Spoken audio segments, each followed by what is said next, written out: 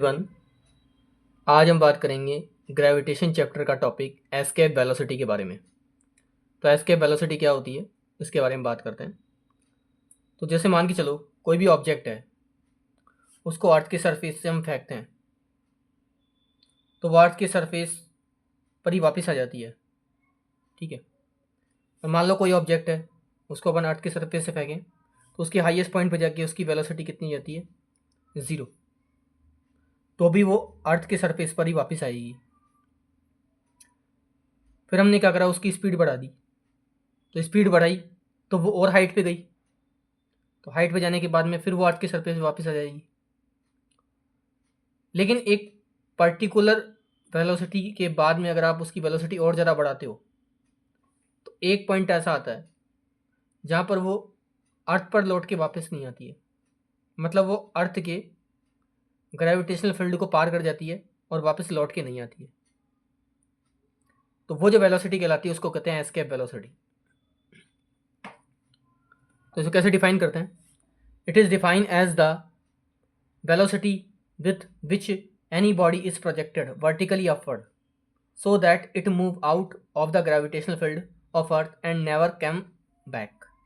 इसका मतलब हुआ कि हम उस बॉडी को ऐसी वेलोसिटी देते हैं जिस वेलोसिटी से वो बॉडी ऊपर तो चली जाएगी लेकिन उसके बाद वो अर्थ के ग्रेविटेशनल फील्ड को पार कर जाएगी और कभी भी लौट के नहीं आएगी। तो इस वेलोसिटी को नाम दिया गया एस्केप वेलोसिटी। तो ऐसा पॉसिबल है तभी बात हो रही है। तो जैसे मान के चलो हम बात करते हैं एस्केप वेलोसिटी के एक्सप्रेशन की। तो एस्केप वेलोसिटी के एक्सप्रेशन में मान के चलो ये हमारी अर्थ है, इसका मास m है और इसकी रेडियस कितनी है? Capital R। अब इसके सरफेस पर मान लो कोई मास है स्मॉल m।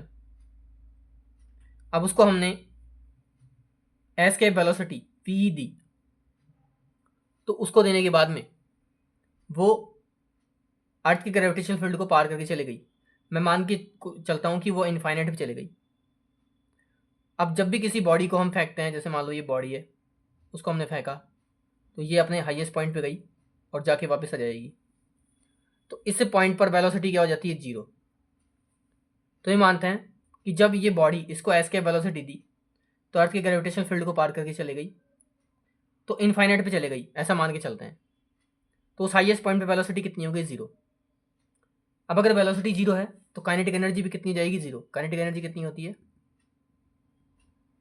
Half mv²। तो वेलोसिटी 0 है तो काइनेटिक एनर्जी भी कितनी हो जाएगी? 0। और उसके अलावा उसकी पोटेंशियल एनर्जी भी कितनी मान लेंगे हम? 0 मान लेंगे। तो इस तरह से एस्केप वेलोसिटी के अंदर हम ये मानते हैं कि कोई पार्टिकल जिसकी वेलोसिटी एस्केप वेलोसिटी के बराबर या उससे ज़्यादा है तो वो अर्थ के ग्रेविटेशन फील्ड को पार कर जाती है और लौट के अर्थ पे नहीं आती है। तो इसमें आगे स्टेटमेंट देखते हैं। Let us consider a earth of mass capital M। एक अर्थ है, उसका मास कैपिटल M है और उसकी रेडियस कितनी है? Capital R।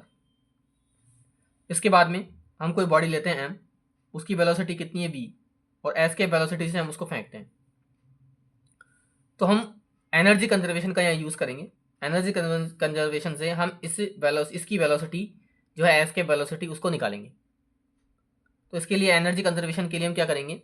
इनिशियल पॉइंट इसका ये है जो अर्थ की सरफेस है, उस पर इसकी पोटेंशियल और काइनेटिक एनर्जी वो बराबर होगी इनफाइनाइट पे उसकी जो पोटेंशियल और काइनेटिक एनर्जी होती है उसकी।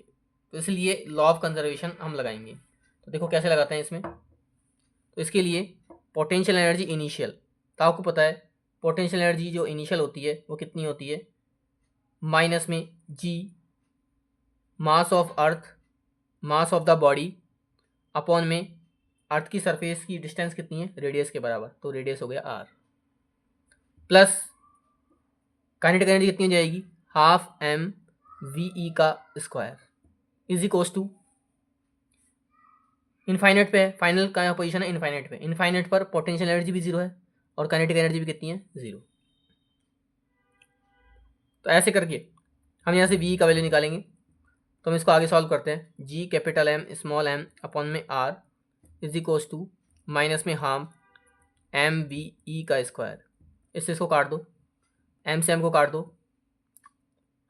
तो यहाँ से आपके पास ये 2 इधर चला जाएगा, तो 2g कैपिटल M अपॉन में r ये हो जाएगा वी के स्क्वायर के बराबर। यहाँ से हम वी का वैल्यू निकालेंगे तो स्क्वायर को उठा के अंडर रूट लगा देंगे। तो ये जो आ रहा है आपके पास एक्सप्रेशन, ये कहलाएगा आपका एस्केप वेलोसिटी। ठीक है, मतलब हमने इनिशियल पोटेंशियल एनर्जी लिया तो ये हो गया माइनस में G, mass of earth, mass of object, और डिस्टेंस कितनी है, रेडियस, और इसकी वेलोसिटी लेंगे तो kinetic energy half M V square आ जाएगा। इनफाइनाइट पे पोटेंशियल और काइनेटिक दोनों जीरो हो जाएगी। फिर यहाँ से हमने बी का वैल्यू निकाल लिया। अब एक्सेलरेशन ड्यू टू ग्रेविटी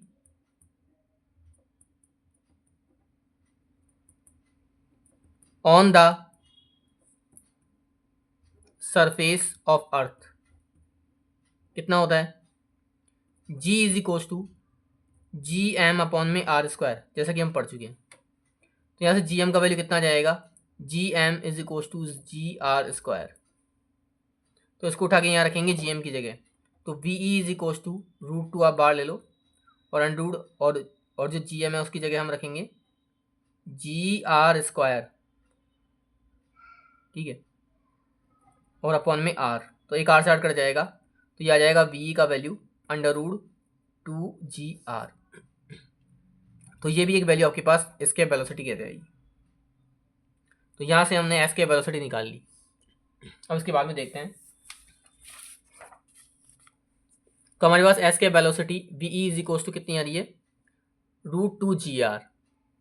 ठीक है, अब क्या होता है, जैसे हम अर्थ की एस्केप वेलोसिटी की बात करते हैं तो वो होती है 11.2 किलोमीटर पर सेकेंड, और मून की होती है 2.3 किलोमीटर पर सेकेंड।